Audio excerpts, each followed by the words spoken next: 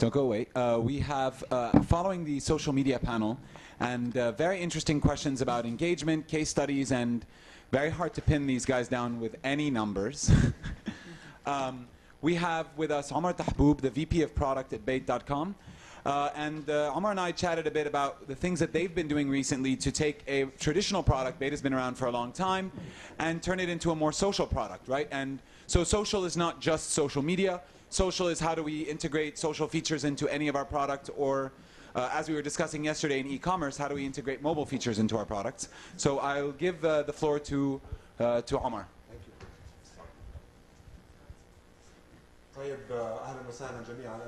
I'll try to keep. I know you guys have been listening now to social for more than an hour, so I'll try to keep this quick and sweet. The panelists covered the channels outside the product.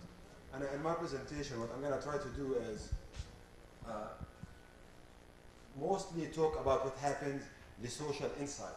So basically, I call the presentation Baking Social Inside Your Website.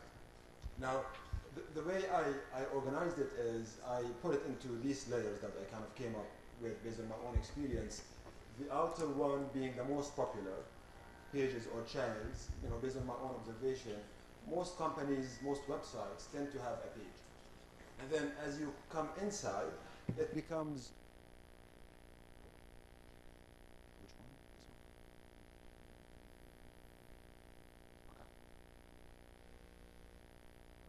This one? Okay. As you come inside the circles here, it becomes, in my opinion, less common. You see less companies doing it, but also at the same time more precious. So, I'll be covering these basically in the presentation, starting with the pages. So the pages is basically what the panel talked about. I'm not gonna spend a lot of time on this, but all of us have seen pages. I guess just a couple of quick thoughts. I think they have been mentioned to a great extent. Before you start a page, especially if it's going to be a do-it-yourself type of thing, it's very important to have a plan in terms of how to keep it fresh. If you don't think that you are going to have the content to keep your page fresh, then it's probably going to be better for you not to have one. Don't have a Facebook page, a Twitter page, and just keep it stale. That's probably going to be the worst thing that you can do. On the other hand, never try to solve that problem by just mass broadcasting. This is actually, I would say a problem that we had at Bait, my company, Bait.com, where at some point, an easy solution for us was just to tweet the jobs. So we selected certain jobs, and every day we tweeted, and we put a feed on our Facebook page just to broadcast them. This is an easy solution, but it's a pretty bad one actually. It's almost impossible to find one user who's going to be interested in looking at all of these jobs at the same time. It's just going to be irrelevant. And so, whatever you do on the page, on your Twitter channel, on any social channel, make sure that it's not a mass kind of broadcasting all of your news items or broadcasting all of your products items. That kind of strategy is basically not a strategy, and so something that you should definitely avoid. The final thought on pages before I kind of jump inside is try to think of this social multiplier. This is something that probably applies more with things like Facebook apps. I have seen a number of apps where the designer, the developer would basically just take a certain feature from the website and put it inside the app, but the app, it's basically the same. It does not actually have any type of social interaction. And so let's say in the case of Bait, we have, you can create a CV. I could actually create this CV on Facebook, but to me that actually would be to a great extent, a waste of effort, because we are not at all leveraging this social multiplier. And so whenever you have an activity, an investment in a platform like Facebook, you need to keep in mind how are you socially enabling it. Just porting a feature from your site into Facebook is something that you should probably avoid. Okay. So let me now start to move inside basically the social feature, the social layers inside the product. The first one, again, is one that we have probably all seen. It has become extremely common, almost on all websites. You see some notion of sharing, whether it's a Facebook like or a Google Plus or a tweet. It's something that has become extremely common. I think it's something that you should do. However, it's not something to count on. I mean, it's not a social strategy. You know, to add a like button basically is certainly not something that you can count on. In some cases, if you have a website that is very content rich, where you have premium content, you know, this may be a viable strategy. Sharing content on Facebook and so on may actually give you the nice kind of viral effect that you are looking for. But in most cases, that's not going to be something that is enough on its own. You know, you can't say that I have done my social enablement kind of project just by adding these like buttons. So, you know, it's something that you should do, but don't count much on it. So, you know, the next layer inside is what I'm calling Connect. And here I'm focusing on the Facebook Connect. So, and you know, focusing on Facebook Connect because the huge potential that actually you may have there. So, you know, now starting at this layer, the Connect, it's something that I think is not, I have not seen a lot of examples of this, especially here in the region. And I think it's something that could have huge impact, you know, social viral impact if implemented well.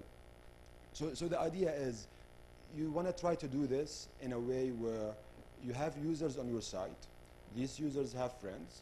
You want to try to tap into the Facebook friends networks of your users. And so you want to try to basically do these kind of connect features in a way that will allow you reach to kind of extend from your users to the friends of your users. So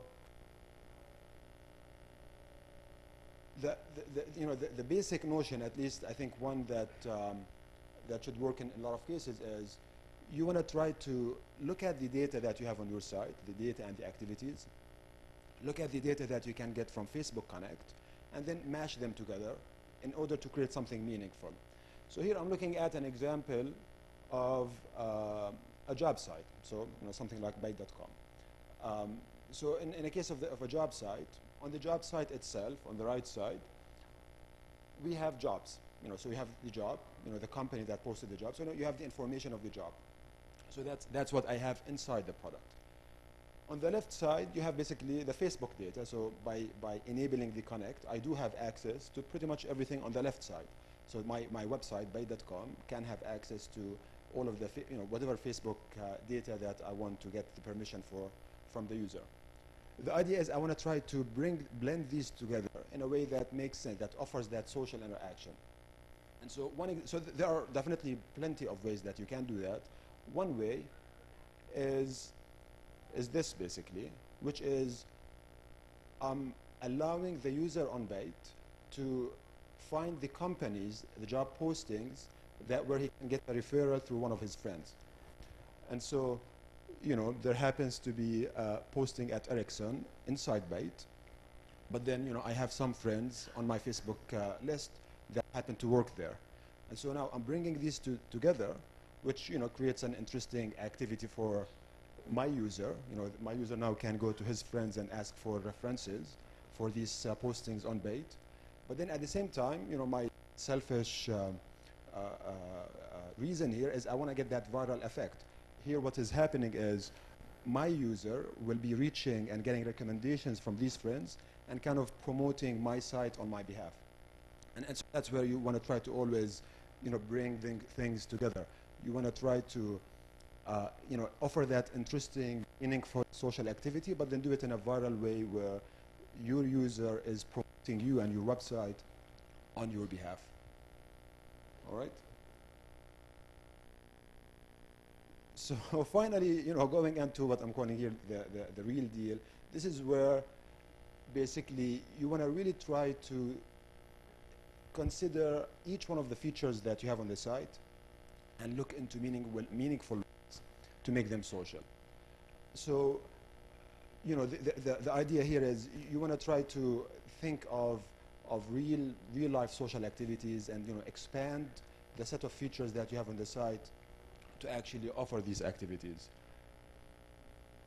Now, there are, you know, so I want to share basically two related to this, related to the kind of features that you want to try to implement. The first one is you want to try to have clarity in terms of the viral strength of a certain feature. So there could be a lot of social features that you can introduce. However, the viral strength, the ability of these features to promote your own product may be actually quite different. So, you know, a social feature could be, you know, very interesting for the users, but it could have very limited viral effect. And, you know, another feature could be perhaps less meaningful and have more viral. So you want to look for, you want to be clear in terms of, are you looking for that viral effect or not? I mean, your purpose obviously may be just to actually get the interaction happening, which is obviously a very good objective to have. But if you are looking for that viral effect, then you need to have that clarity. So I tried to kind of, you know, organize it this way. So, you know, not viral all the way to the left, and then highly viral on the other side.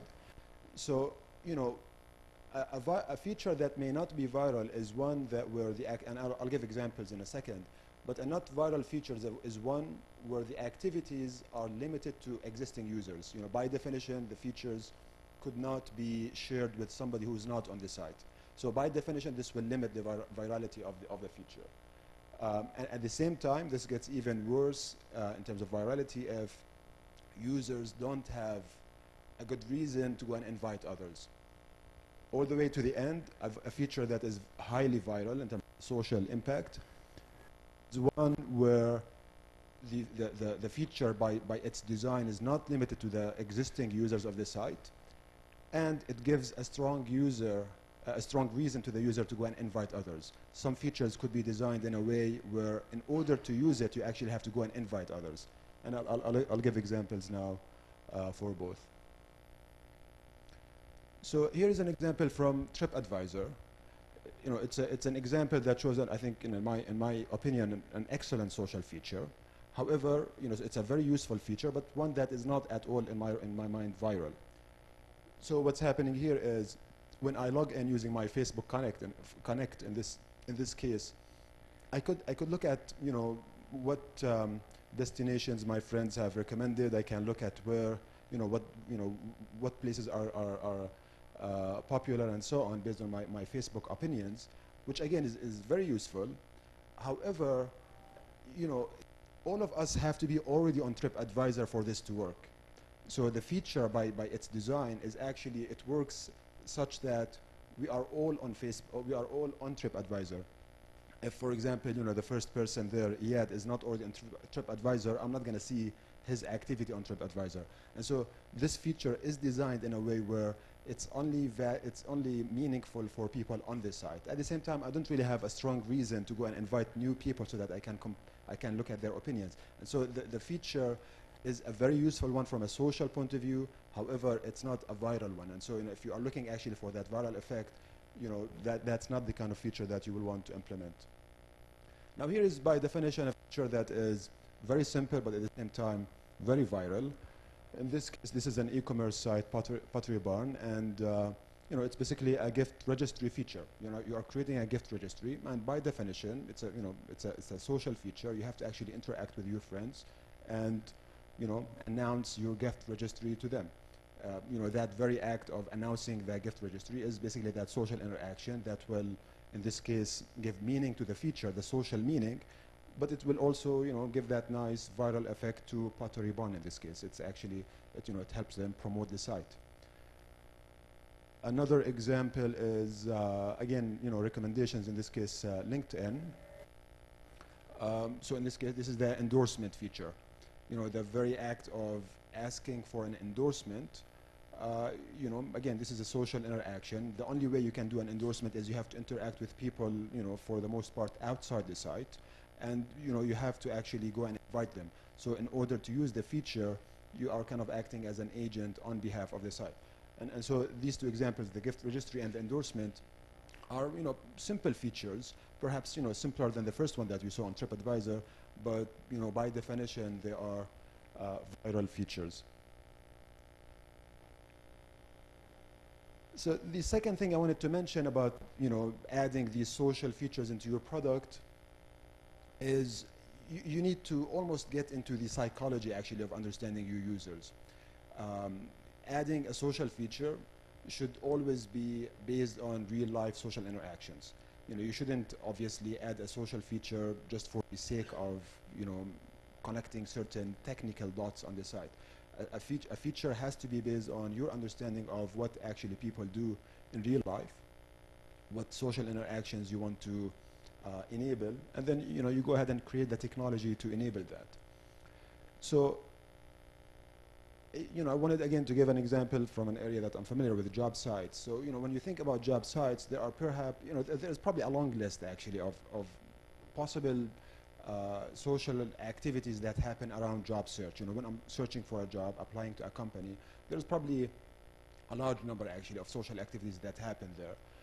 But I listed here 3 social themes that that will help me come up with some of these activities that I want to enable, and then I'll show you some sites that actually have implemented these themes pretty smartly actually. So the first one is curious. I'm applying to a job. I'm in kind of career. I'm developing my career, and I'm curious about what other people have accomplished, what they have done, etc. Help. I need help in the job search process. And then competition. There's element of gaming competition. I think that could be applied probably in all sites, and it applies equally here in the case of job search. I mean, in some ways, one could think of certain social activities where people compete against each other and they compare themselves against each other. So let's look at some examples in terms of how some sites have implemented some of these ideas. So the first one again is the curious theme. Here there is this site jibe.com. It's a site actually I think built almost completely on top of Facebook, and I think they may also support LinkedIn. But in this case, what they have done is they scan your friends, and based on that, they give you a lot of insights into what they have accomplished, what job titles they have, what schools they graduated from, and so it's something that again appeals to that curious theme. I'm interested in and looking at what my friends have done, what accomplishments they have actually made, and so that's one implementation of that curious social theme.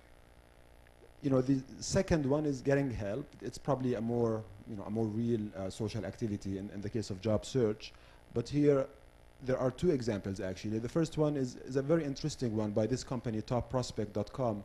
What they do actually is they work with companies to get companies that are interested in paying referral fees, and on the side they go and post these jobs, and then they allow you to log in and basically using your Facebook or LinkedIn so that they can get your contacts. They try to guess who are the best contacts for these jobs, your best friends for the jobs. You can go ahead and recommend them, as you see here. So on one side you see the job, on the other side you see my list of friends. I can go ahead and recommend the friends, and if that friend actually gets hired, I get paid that referral fee. And so here they have implemented this referral concept in this very social manner, obviously, and in a pretty creative way at the same time.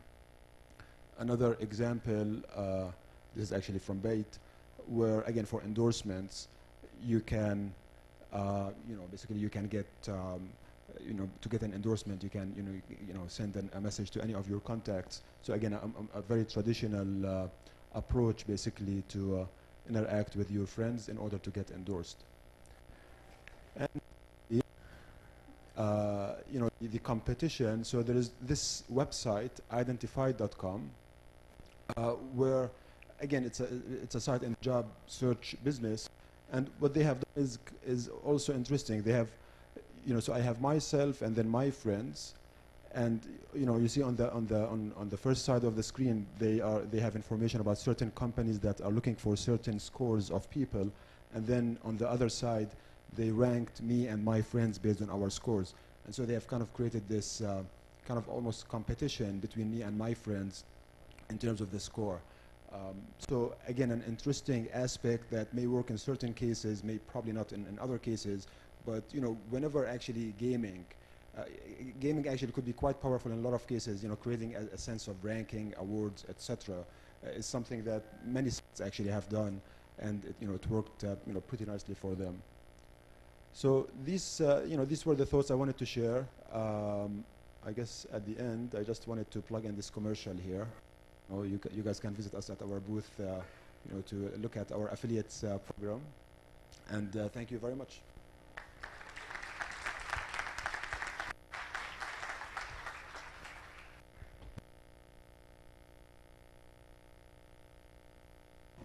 Okay, thank you all. We're going to break for lunch. I mean, sorry, for coffee break. We are going to, we're running late at this point. So what I think we're going to do now is we're going to break, and then we're going to have talk, panel, talk, and we have a break scheduled at 12:45. We're just going to work through that break until lunch. The only thing that happens after that break is a 45-minute panel. So we thought we'd just join it all together. So you can have a nice break then, and then a nice lunch. Sorry, we started late, but we were waiting for a lot of people to make their way over. So, okay, great. Looking forward to seeing you in about half an hour back in the hall. Thank you.